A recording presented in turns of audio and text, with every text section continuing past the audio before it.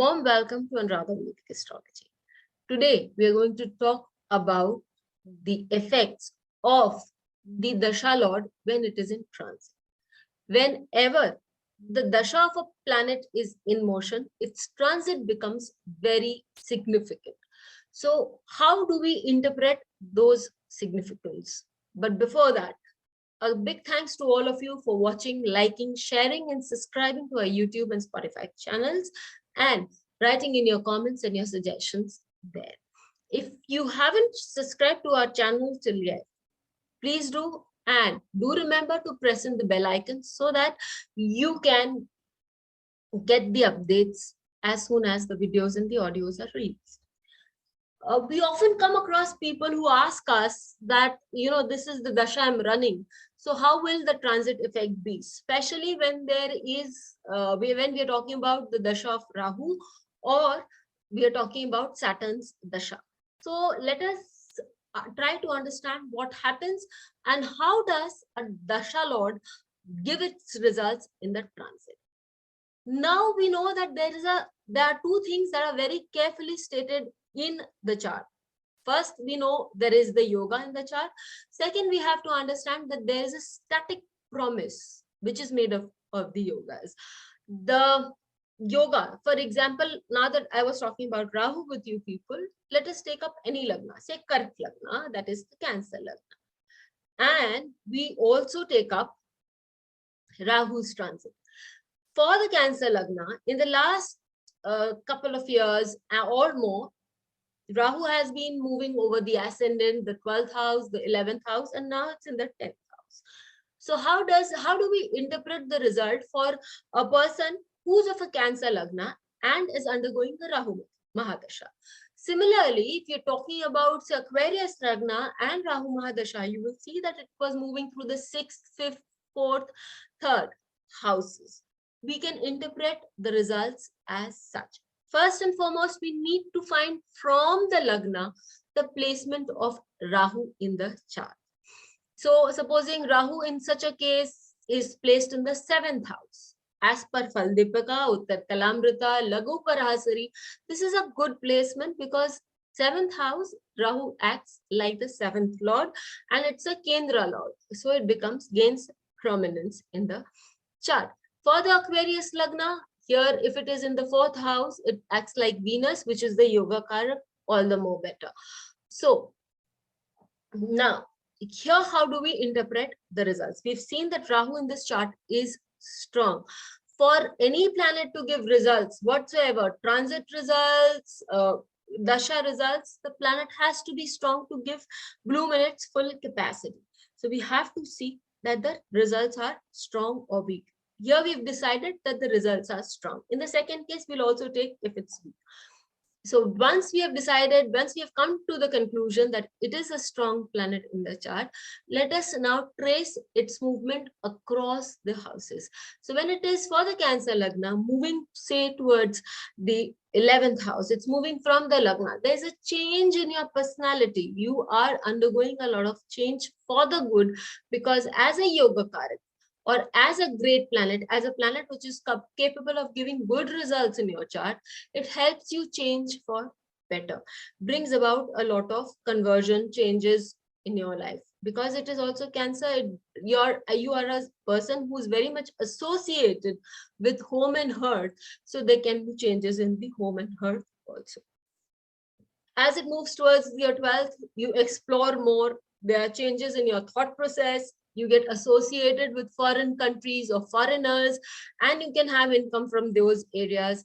Your spendings could be a little good or bad. Here again, a principle comes into play that you have to also see whether the planet which is in transit and whose Dasha is running, it is transiting through houses of friends, it is transiting through its own house, through the sign of exaltation.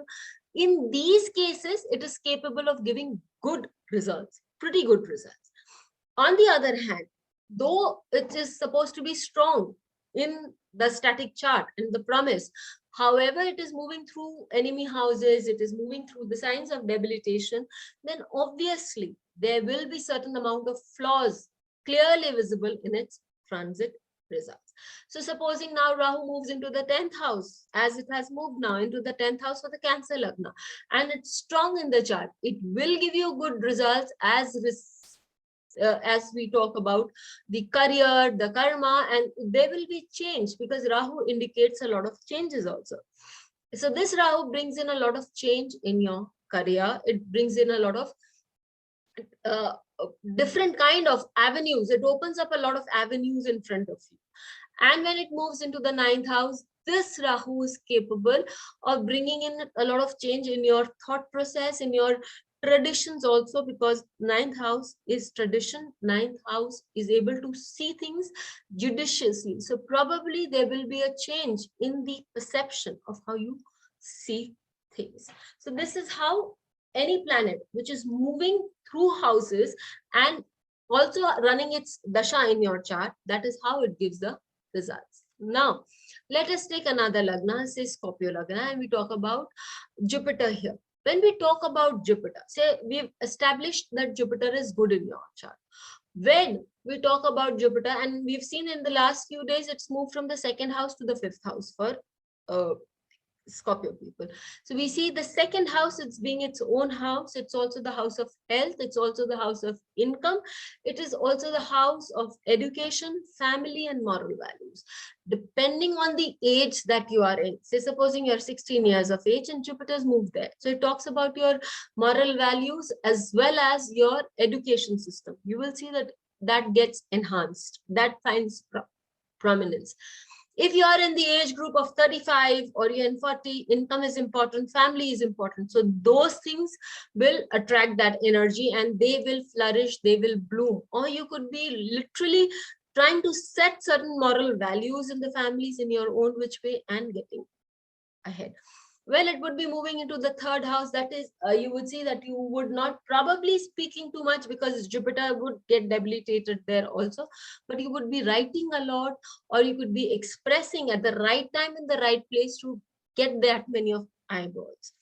And in the 4th house, you could be building a house, you'd be concentrated on getting your family together, making sure your family is secure, so far, so forth. And this year, probably it is more of connecting with people, showing, opening up your oratorship, teaching people, investing in short term and getting a good return out of it. So all these things, because it is the Jupiter Mahadasha that is running for you, and you would find that this is the way it works out. So we look into the house from which the ascendant is running, and then we see that the result we get are from different houses from the ascendant it transit during its dasha. And these different houses will show its results. This is as per Fal Deepika in the chapter number 20.